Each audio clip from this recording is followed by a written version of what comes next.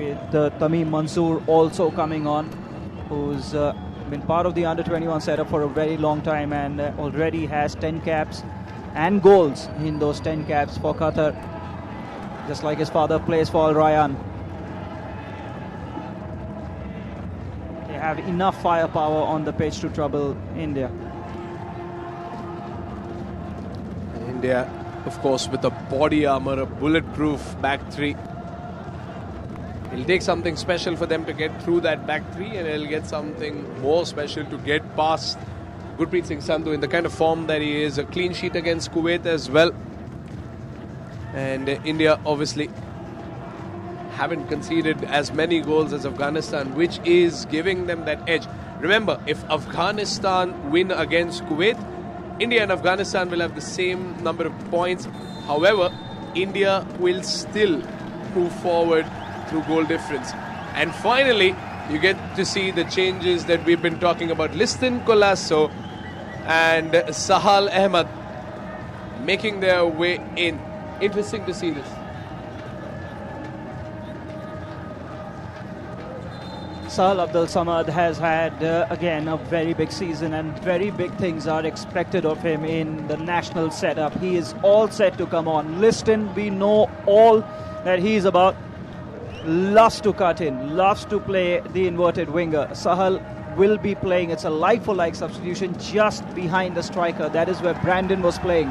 And you can see a big roar going up here at the Jasim bin Hamad Stadium, because a lot of India supporters will be from the state that Sahal Abdul Samad comes from. That's Kerala. Sahal, of course, also someone who's born in the Gulf, as we call it in Kerala.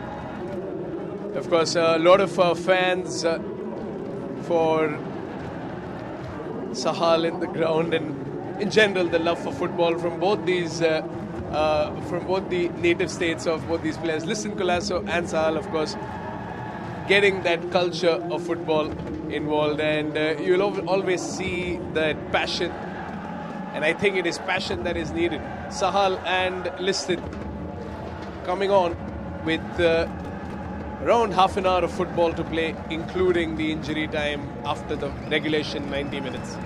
And just for our viewers, an hour has been played in the other match that is being played simultaneously, and it is still 0-0. Kuwait and Afghanistan are still goalless in that match. So it's going India's way so far. Here comes Qatar once again on the attack.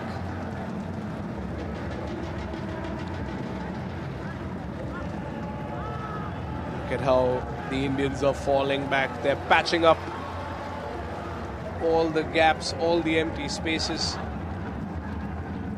Right from the get-go. Sahal getting involved.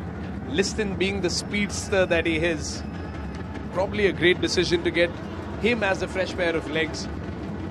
Expecting to see some speedy runs, shooting across and punishing Qatar for allowing those gaps. Interesting changes by the boss. What I love about Liston is his ability to take attempts on goal from distance. We've seen him score some rockets in the Indian Super League. And if he gets into those positions, those 30 meters, 25 meters away from goal, expect him to take those opportunities head on. Liston loves cutting in from the left on his favoured right foot and just curling them in from 25 meters, 30 meters. Will be interesting to see when he gets possession of the ball in that position what he does. But rest assured, he will take on those opportunities. That's what he loves doing, Liston. Qatar know that there's no real pressure, but they still want to get a goal.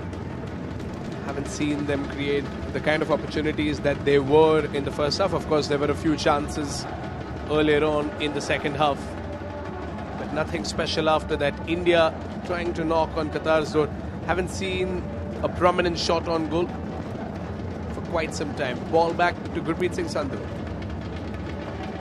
to find options up ahead, and Changte couldn't reach the ball in time. It was a wayward pass by Gurpreet Singh Sandhu, maybe a clearance. I think they might want to sit on this lead at this point. The way India is playing, they're not pushing forward as aggressively as they were in the first half. But Changte, as you can see, is still pressing, and I'm pretty sure this Indian side is still hungry for goals. They have to be. Just cannot rest on your laurels. But I think, and what I'm seeing right now, Pranav, is a lot of percentage football from Igor Stimac and his men.